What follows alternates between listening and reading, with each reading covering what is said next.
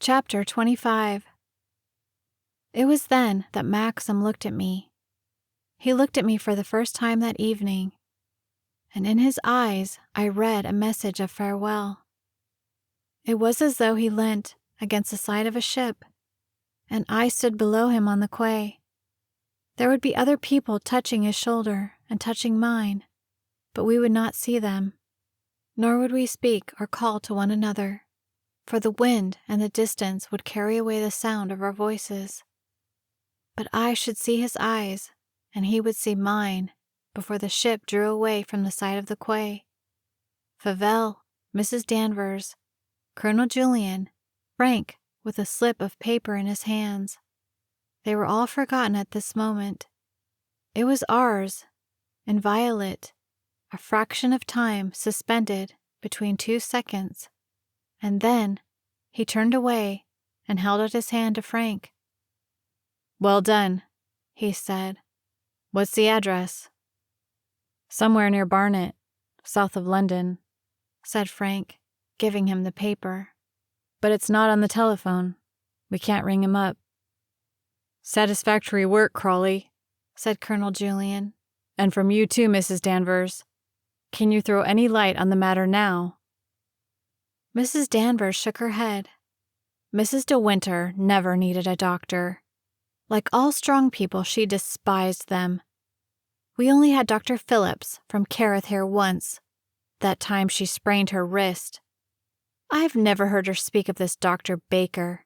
She never mentioned his name to me. "I tell you, the fellow was a face cream mixer," said Fauvel. "What the hell does it matter who he was? If there was anything to it, Danny would know. I tell you, it's some fool fellow who had discovered a new way of bleaching the hair or whitening the skin, and Rebecca had probably got the address from her hairdresser that morning and went along after lunch out of curiosity." "No," said Frank, "I think you're wrong there. Baker wasn't a quack. The night porter at Museum 0488 told me he was a very well-known women's specialist." Said Colonel Julien, pulling at his mustache. "There must have been something wrong with her after all. It seems very curious that she did not say a word to anybody, not even to you, Mrs. Danvers." "She was too thin," said Fauvel. "I told her about it, but she only laughed. Said it suited her. Banting, I suppose, like all these women. Perhaps she went to this old chap Baker for a diet sheet." "Do you think that's possible, Mrs. Danvers?" asked Colonel Julien. Mrs. Danvers shook her head slowly. She seemed dazed, bewildered by the sudden news about Baker. "I can't understand it," she said. "I don't know what it means. Baker, a Dr. Baker. Why didn't she tell me? Why did she keep it from me? She told me everything." "Perhaps she didn't want to worry you," said Colonel Julien. "No doubt she made an appointment with him and saw him, and then, when she came down that night, she was going to have told you all about it." "And the note to Mr. Jack," said Mrs. Danvers suddenly. "That note to Mr. Jack. I have something to tell you. I must see you. She was going to tell him too?" "That's true," said Fauvel slowly. "We were forgetting the note." Once more he pulled it out of his pocket and read it to us aloud. "I've got something to tell you, and I want to see you as soon as possible, Rebecca."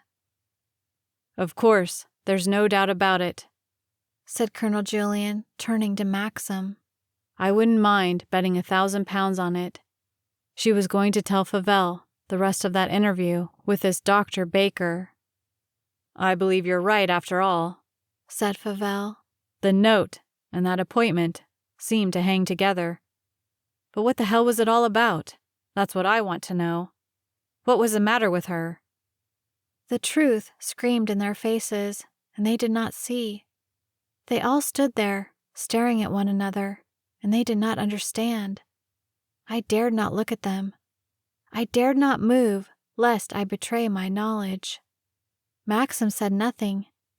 He had gone back to the window and was looking out into the garden that was hushed and dark and still. The rain had ceased at last, but the spots fell from the dripping leaves and from the gutter above the window. It ought to be quite easy to verify, said Frank. Here's the doctor's present address. I can write him a letter and ask him if he remembers an appointment last year with Mrs. De Winter. I don't know if he would take any notice of it, said Colonel Julian. There is so much of this etiquette in the medical profession. Every case is confidential, you know. The only way to get anything out of him would be to get De Winter to see him privately and explain the circumstances. What do you say, De Winter? Maxim turned round from the window. I'm ready to do whatever you care to suggest, he said quietly. Anything for time, eh? Said Fauvel. A lot can be done in 24 hours, can't it? Trains can be caught, ships can sail, aeroplanes can fly. I saw Mrs. Danvers look sharply from Fauvel to Maxim, and I realized then, for the first time, that Mrs. Danvers had not known about Fauvel's accusation. At last she was beginning to understand. I could tell from the expression on her face. There was doubt written on it, then wonder and hatred mixed, and then conviction. Once again, those lean, long hands of hers clutched convulsively at her dress, and she passed her tongue over her lips. She went on staring at Maxim. She never took her eyes away from Maxim. It's too late, I thought. She can't do anything to us now. The harm is done. It does not matter what she says to us now, or what she does. The harm is done. She can't hurt us any more. Maxim did not notice her, or if he did, he gave no sign. He was talking to Colonel Julian. What do you suggest? He said. Shall I go up in the morning? Drive to this address at Barnet? I can wire Baker to expect me. He's not going alone, said Fauvel, with a short laugh. I have a right to insist on that, haven't I? Send him up with Inspector Welch, and I won't object. If only Mrs. Danvers would take her eyes away from Maxim. Frank had seen her now. He was watching her, puzzled, anxious. I saw him glance once more at the slip of paper in his hands, on which he had written Dr. Baker's address. Then he too glanced at Maxim. I believed then that some faint idea of the truth began to force itself to his conscience, for he went very white and put the paper down on the table. I don't think there is any necessity to bring Inspector Welch into the affair, yet, said Colonel Julian. His voice was different, harder. I did not like the way he used the word yet. Why must he use it at all? I did not like it. If I go with De Winter, and stay with him the whole time, and bring him back, will that satisfy you? He said.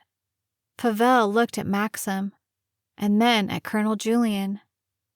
The expression on his face was ugly, calculating, and there was something of triumph, too, in his light blue eyes. Yes, he said slowly. Yes, I suppose so. But for safety's sake, do you mind if I come with you too?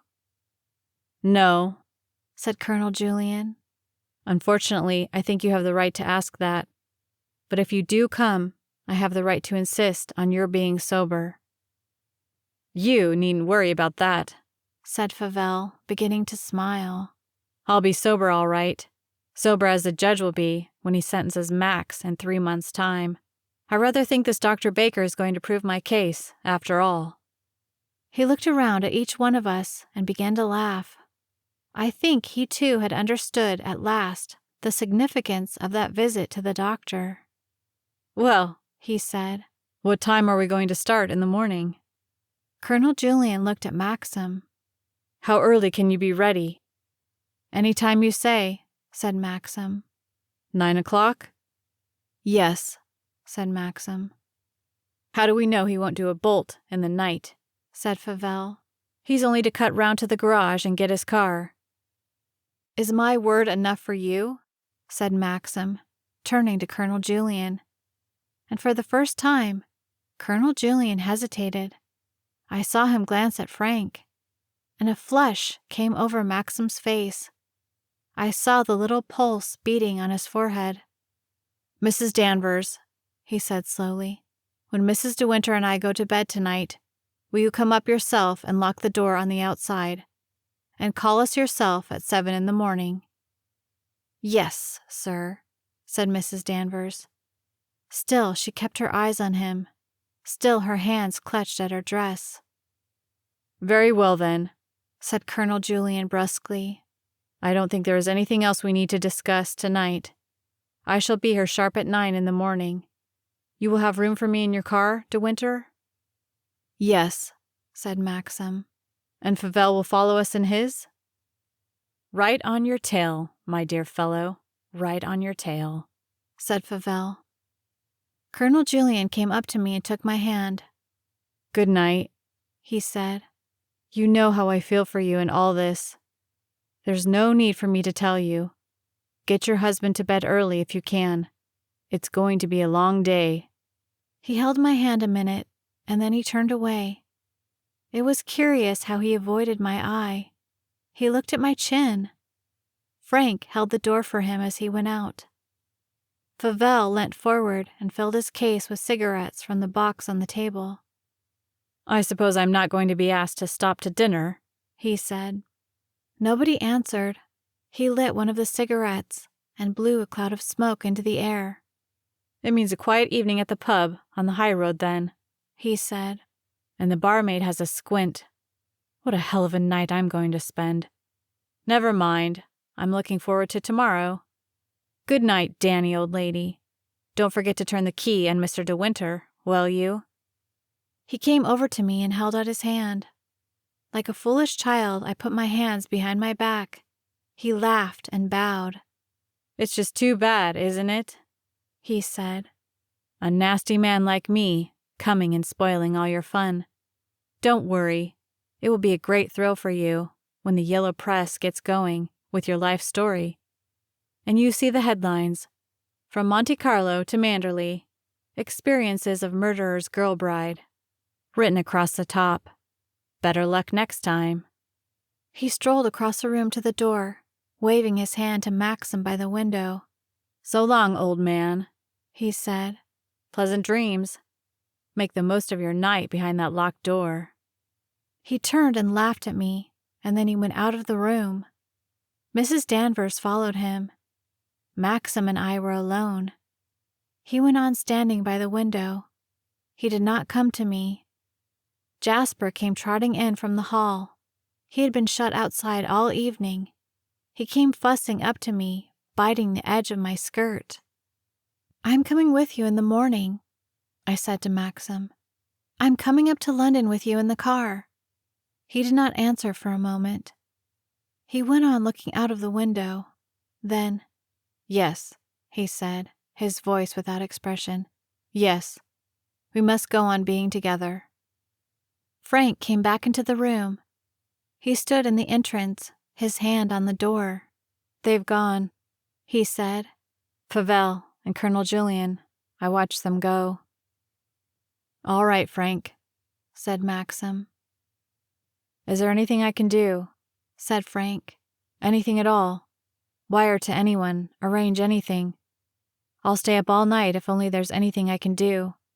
I'll get that wire off to Baker, of course." "Don't worry," said Maxim. "There's nothing for you to do, yet.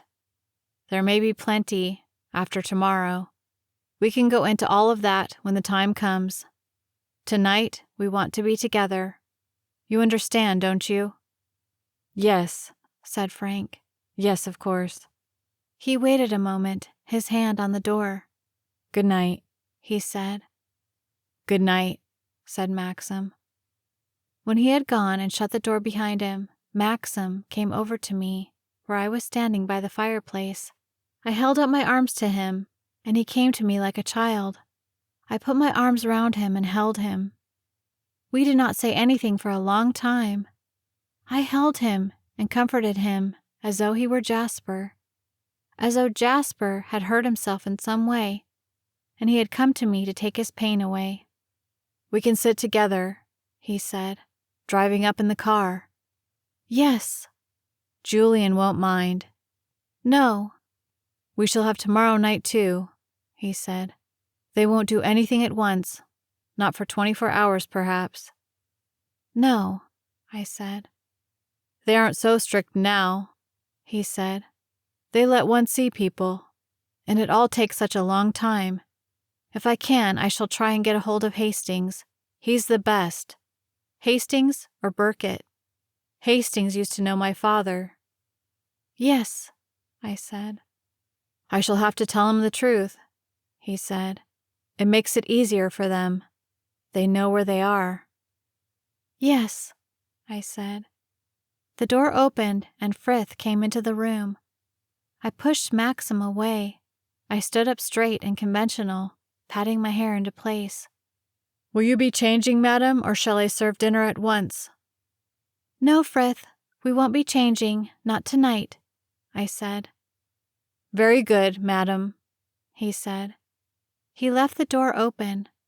Robert came in and began drawing the curtains. He arranged the cushions, straightened the sofa, tidied the books and papers on the table. He took away the whiskey and soda and the dirty ashtrays. I had seen him do these things as a ritual every evening I had spent at Manderley, but tonight they seemed to take on a special significance, as though the memory of them would last forever, and I would say, long after, and some other time, I remember this moment. Then Frith came in and told us that dinner was ready. I remember every detail of that evening. I remember the ice-cold consommé in the cups, and the fillets of sole, and the hot shoulder of lamb. I remember the burnt sugar sweet, the sharp savory that followed. We had new candles in the silver candlesticks. They looked white and slim and very tall. The curtains had been drawn here too, against the dull gray evening. It seemed strange to be sitting in the dining room and not look out onto the lawns. It was like the beginning of autumn. It was while we were drinking our coffee in the library that the telephone rang. This time it was I who answered it. I heard Beatrice speaking at the other end. Is that you? She said. I've been trying to get through all evening. Twice it was engaged. I'm so sorry, I said. So very sorry. We had the evening papers about 2 hours ago, she said, and the verdict was a frightful shock to both Giles and myself. What does Maxim say about it? I think it was a shock to everybody, I said. But my dear, the thing is preposterous. Why on earth should Rebecca have committed suicide? The most unlikely person in the world. There must have been a blunder somewhere. I don't know, I said. What does Maxim say? Where is he? She said. People have been here, I said. Colonel Julian and others. Maxim is very tired. We're going up to London tomorrow. What on earth for? Something to do with the verdict. I can't very well explain. You ought to get it quashed, she said. It's ridiculous, quite ridiculous, and so bad for Maxim, all this frightful publicity. It's going to reflect on him.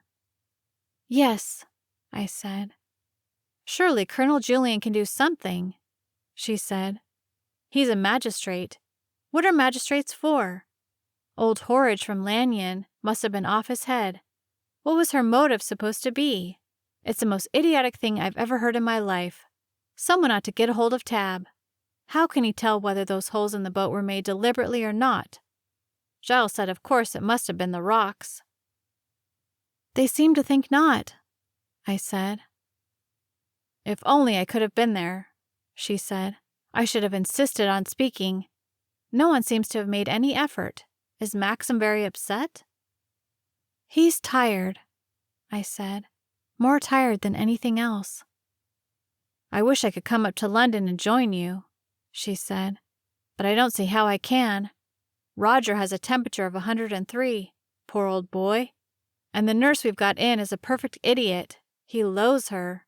I can't possibly leave him. Of course not, I said. You mustn't attempt it.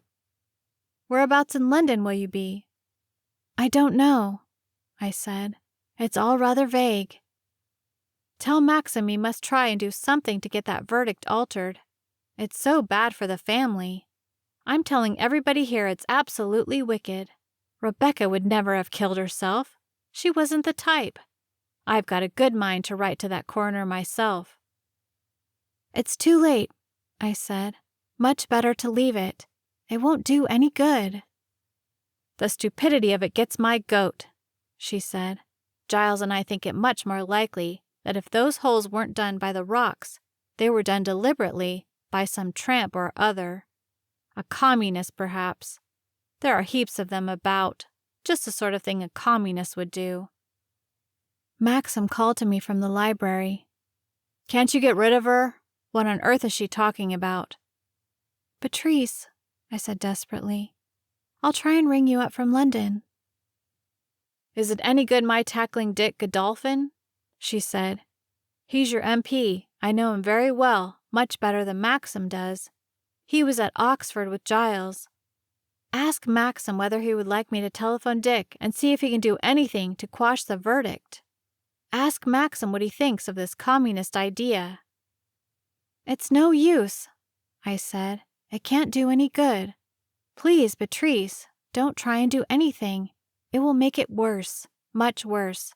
Rebecca may have had some motive we don't know anything about, and I don't think communists go ramming holes in boats. What would be the use? Please, Patrice, leave it alone." Oh, thank God she had not been with us today. Thank God for that at least. Something was buzzing in the telephone. I heard Patrice shouting, "Hello, hello, don't cut us off, exchange." And then there was a click and silence. I went back into the library, limp and exhausted. In a few minutes, the telephone began ringing again. I did not do anything. I let it ring. I went and sat down at Maxim's feet. It went on ringing. I did not move. Presently it stopped, as though cut suddenly in exasperation. The clock on the mantelpiece struck 10 o'clock. Maxim put his arms round me and lifted me against him. We began to kiss one another, feverishly, desperately, like guilty lovers who have not kissed before.